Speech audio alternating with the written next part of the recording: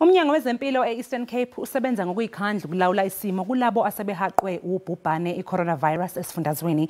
Inhloso ukuqikelela ukuthi umnyango wezempilo angeke uguqe ngamadolo ngenxa yaleli gciwane. Eyibhedlela sekwengezwe imbhede eyinkulungwane ezimbili ukulapha iziguli ezitheleleke nge-COVID-19.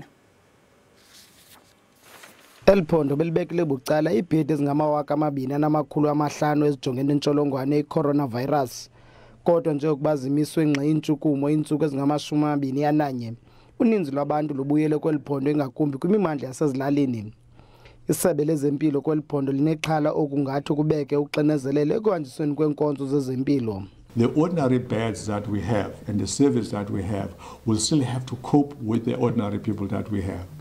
And this is particularly important is that everyone who becomes ill must have a same chance of being treated like anyone else.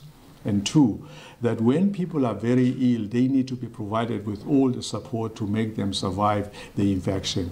Isebe lezempilo likwavule amaziko akhethekileyo ukuqinisekisa abantu abaneempawu zentsholongwane i-corona abadibani nabanye kwaye kuthotyelwa imiqathango emisiweyo yokhuseleko.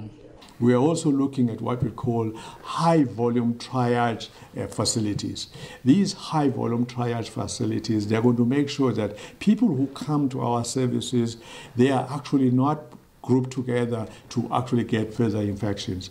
We are allowing them to move in very quickly with a well-designed services so that when they are getting there, they're able to be tested and actually go home. Isebe liza kunikezela nangeempahla zokhuseleko kubasebenzi bezempilo abanceda abo baneempawu zentsholongwane ye-corona.